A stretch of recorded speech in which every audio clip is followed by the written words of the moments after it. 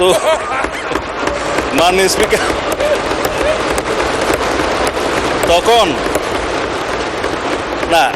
তখন তারা এখন বলতে পারে যে আগে কি সুন্দর দিন কাটাইতাম, এখন নাই।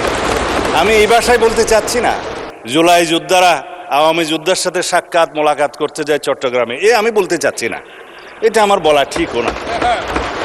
আপনার সময় 30 মিনিট। মানে স্পিকার, এই ঘড়িটার মালিক আপনি, ইচ্ছা করলে পিছনে ঘুরাই দিতে পারবেন।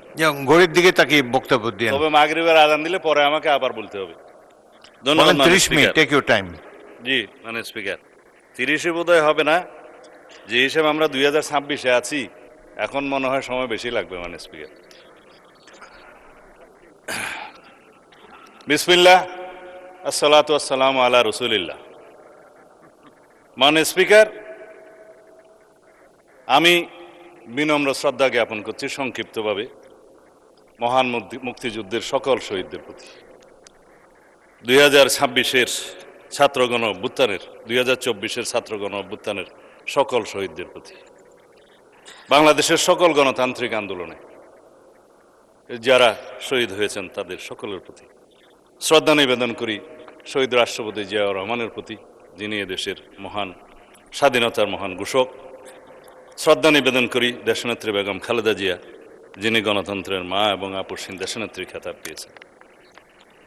আমি সকল জাতীয় নেতৃবৃন্দের প্রতি শ্রদ্ধা নিবেদন করি, যারা বাংলাদেশের মুক্তিযুদ্ধের প্রাক্কালে এই দেশের স্বাধীনতার জন্য সংগ্রাম করেছেন, ভূমিকা রেখেছেন। আমি আজকে নতুন করে আবিষ্কার করলাম আমাদের মাননীয় সংসদ সদস্য জনাব আব্দুল্লাহ মাহমুদ তাহের, শিশু মুক্তিযোদ্ধা, তাকে আমি স্বাগতম জানাই। আমাদের সম্মানিত, আমি সবাইকে সম্মান প্রদর্শন করতে কসুর করি না মাননীয় স্পিকার।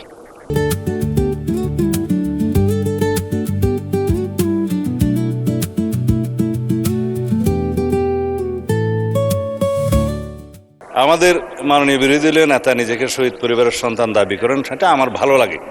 কয়েকজন মুক্তিযোদ্ধাও ওই পারে আছে। আজকে ইতিহাসের একটা ফয়সালা করে দেওয়ার মতো একটা বিষয় আমি মনে রেখেছি, যদি সময় পাই এটা নিয়ে আর কখনো বিতর্ক হওয়া ঠিক হবে না। মানে স্পিকার, মহামান্য রাষ্ট্রপতির ভাষণের উপর যেহেতু বক্তৃতা রাখছি, ধন্যবাদ প্রস্তাবের উপরে, মহামান্য রাষ্ট্রপতিকে ইনস্টিটিউশনের প্রধান হিসেবে ধন্যবাদ এই জন্যই জানাই যে 2024-এর 5ই আগস্ট থেকে 8ই আগস্ট পর্যন্ত এই রাষ্ট্রে সরকারবিহীন অবস্থায় যে রাষ্ট্রের অভিভাবকের ভূমিকা পালন করেছেন, সেই জন্য সেই 5ই আগস্ট থেকে 8ই আগস্ট পর্যন্ত প্রধানমন্ত্রী তৎকালীন ফ্যাসিস্ট শেখ হাসিনা পালিয়ে গেছে, পার্লামেন্ট ডিজলভ হয়েছে, মন্ত্রিপরিষদ নাই, এবং 106 কনস্টিটিউশনের অ্যাডভাইজারি রোলের বিপরীতে প্রেসিডেন্ট অ্যাডভাইস চেয়েছেন সুপ্রিম কোর্টের কাছে, যার অনুবলে ইন্টারিম গভর্নমেন্ট সৃজন হয়েছে, কিন্তু কোনো টাইম লিমিট দেওয়া ছিল না। তারও একটা কারণ ছিল, চিফ জাস্টিস এবং অ্যাপিলেট ডিভিশন পদত্যাগ করেছে। সেই রকম একটা অবস্থায় এই রাষ্ট্রের অভিভাবকের ভূমিকা হিসেবে তাকে দায়িত্ব পালন করতে হয়েছে, সেই জন্য ধন্যবাদ জানাই। ভাষণের জন্য পরে দেব। আমাদের এখানে একজন মাননীয় সংসদ সদস্য আছেন, বিরোধী দলীয় চিফ হুইপ জনাব নাহিদ সহ আরও অনেকেই চিফ অ্যাডভাইজার ডক্টর ইউনূস সাহেবের নেতৃত্বে শপথ গ্রহণ করেছিলেন। রাষ্ট্রপতিকে তখন তারা স্বীকৃতি দিয়েছে। মাননীয় স্পিকার, এখানে যখন বলে যে 2024-এর ইন্টারিম গভর্নমেন্ট, আমি আসলে কিছু কথা বললে হয়তো অনেকে অন্যভাবে নিবে। এই ইন্টারিম গভর্নমেন্টটা ছিল ভিতরে বাইরে দুই দলের সমর্থনে। তো এক দল ছিল যমুনার অভ্যন্তরে, আর একটা দল ছিল যমুনাকে কিনারে। তো মাননীয় স্পিকার,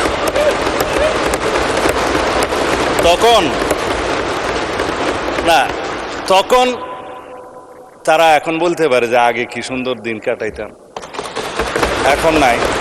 আমি এই ভাষায় বলতে চাচ্ছি না আগে যা ভালো ছিল তা হঠাৎ করে এখন মন্দ হলো কিভাবে। এটা স্ববিরোধিতা। মানে স্পিকার, এর বেশি বলতে চাই না। আমার নতুন দলের নতুন বন্ধুরা নতুন বন্দোবস্তের নতুন রাজনীতি করছে, পুরানো বন্দোবস্তের আদলে জুলাই যোদ্ধারা আওয়ামী যোদ্ধার সাথে সাক্ষাৎ মোলাকাত করতে যায় চট্টগ্রামে, আমি বলতে চাচ্ছি না, এটা আমার বলা ঠিকও না। সুতরাং বন্দোবস্ত নতুন হলে রীতিনীতি সুরত আদলও নতুন হতে হবে। এইটা মানে স্পিকার, আমি অনুরোধ করব যাতে এগুলাতে কেউ মনে না করে আর কি। যাই হোক, সেই অন্তর্বর্তীকালীন সরকারের মেয়াদ তো একটা অনির্ধারিত না হলেও এটা নির্ধারণ জনগণ করে দিয়েছিল। কেউ কেউ নির্বাচন তখন চায় নাই, কিন্তু নির্বাচন আদায় করে নিতে হয়েছে। মানে স্পিকার, এখানে সেটা দেশের ইতিহাস সাক্ষী দেবে। তো সুতরাং ওই 4 দিনের সরকার, 4 দিনের দুনিয়া। তো এখন বলতে গেলে যে ও उम्र दराज मांग के लाए थे 4 दिन, 2 अर्जों में काट गए, 2 इंतजार में, तो এখন খতম हो गए। তো এটা হচ্ছে শের, আমার কথা না।